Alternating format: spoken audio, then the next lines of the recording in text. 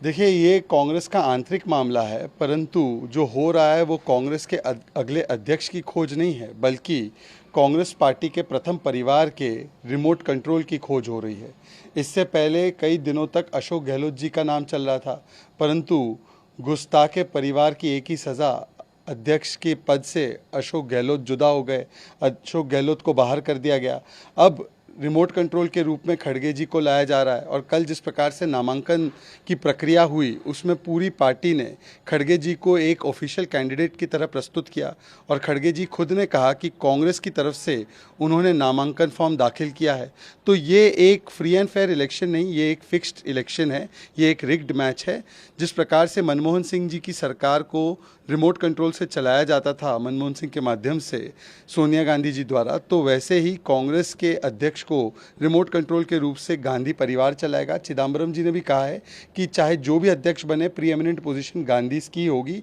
तो मुझे लगता है ये केवल एक हुस्न अफरोज़ी का एक्सरसाइज है, शैम एक्सरसाइज है, फेक एंड फैब्रिकेटेड एक्सरसाइज है और कोई उसको सीरियसली लेता नहीं है। हालांकि एक चीज़ स्पष्ट हो चुकी है कि कांग्रेस पार्टी में गांधी परिवार चाहे अध्यक्ष रहे ना रहे, केवल उन्हीं की हाईकमांड की ही बातों को सुनकर फैसले लिए जाते हैं। देखिए, आज साबित हो चुका है कि ये आईएनसी नहीं है कांग्रेस पार्टी, ये पीपीपी है, पाकिस्तान परस्त पार्टी। और इसीलिए इस प्रकार का डिस्टॉर्टेड नक्शा पहली बार शशि थरूर जी ने नहीं बताया है, ये दूसरी बार ऐसी घटना हुई है और ये कोई मासूमियत में की हुई गलती नहीं है, इसकी माफ़ी नहीं हो सकती क्योंकि ये सहयोग नहीं, ये सोचा समझा प्रयोग है। बार बार इस प्रकार से कभी पाकिस्तान के फेवर के नक्शे दिखाना, कभी डिस्टॉर्टेड इमेजेस दिखाना, या जिस प्रकार से पीपीपी मानसिकता रही है कांग्रेस पार्टी की पूर्ण तरीके से, उनके एलओपी अधीर रंजन चौधरी ने खड़े होकर पार्लियामेंट में कहा है कि जम्मू कश्मीर भारत का नहीं बल्कि भारत और पाकिस्तान के बीच का मामला है। चाहे वो दिग्विजय सिंह जी हो जिन्होंने 26/11 का दोष भारत पर डालने की कोशिश की पाकिस्तान से, या 370 बहाल करने की बात पाकिस्तानी पत्रकार के सामने की, या चाहे वो जिस प्रकार से कांग्रेस के नेताओं ने surgical strike, Balakot air strike पर सवाल उठाए हो, राहुल गांधी का 370 का बयान पाकिस्तान के पहले डॉसियर पर छपने का काम हो, या चाहे जिस प्रकार से पुलवामा का भी दोष पाकिस्तान से हटाकर भारत पर डालने का काम, ये सारी चीज़ें कांग्रेस ने की है। तो आज एक बात स्पष्ट है कि ये आईएनसी नहीं, ये पीपीपी है, ये भारत जोड़ो नहीं बल्कि भारत तोड़ो में लगे हुए हैं। इसीलिए कभी जॉर्ज पोनैया के साथ जो भारत माता को गाली देते हैं उनके साथ बैठ जाते हैं, कभी वो उन व्यक्तियों के साथ दिखाई देते हैं जो केरल में सड़कों पर गौ माता को काटते हैं, और कभी शशि थरूर इस प्रकार से नक्शा दिखाते हैं।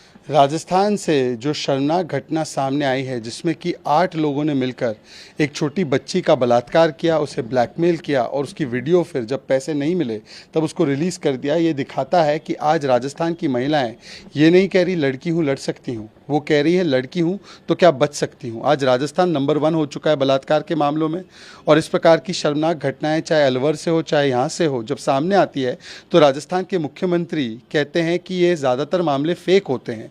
राजस्थान की सरकार की प्राथमिकता सत्ता बचाओ है, ना कि बेटी बचाओ, इसीलिए आए दिन ऐसी घटनाएं होती है। उनके मंत्री कहते हैं मर्दों का प्रदेश है तो बलात्कार होना लाजमी है, केसेस फेक है। खुद के एमएलएज और विधायक और मंत्री है कई सारे राजस्थान कांग्रेस के जो उनके बेटे ऐसे बलात्कार में लिप्त हैं, परंतु प्रियंका वाड्रा और राहुल गांधी जो इस विषय पर पूरे देश में भ्रमण करते हैं, वल्चर पॉलिटिक्स करते हैं, वो आज इस विषय पर चुप क्यों हैं? वो इसलिए चुप है क्योंकि इस पर केवल वो शुद्ध राजनीति करते हैं। आज सवाल उनसे बनता है कि क्या तुष्टीकरण की राजनीति के चलते सख्त कार्रवाई भी नहीं की जाएगी अपराधियों पर?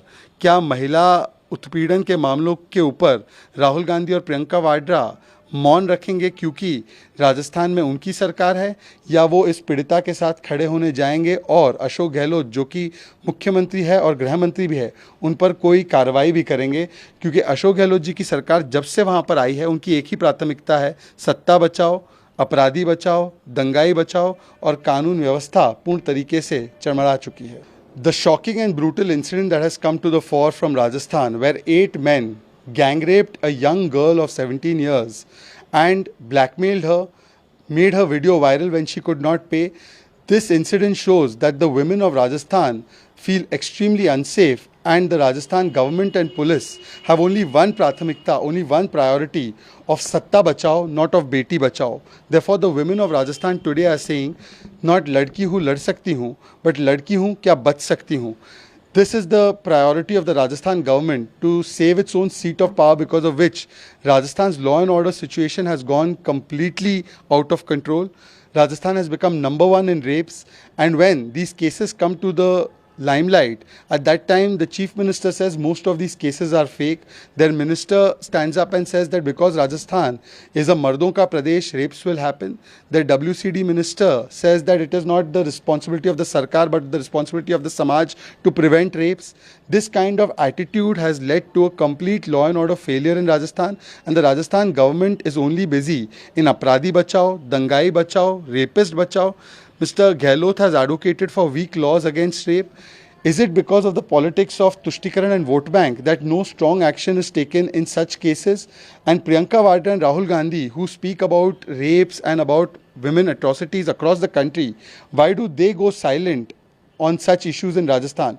Will they go and sit with the family of the victim, the survivor in Rajasthan?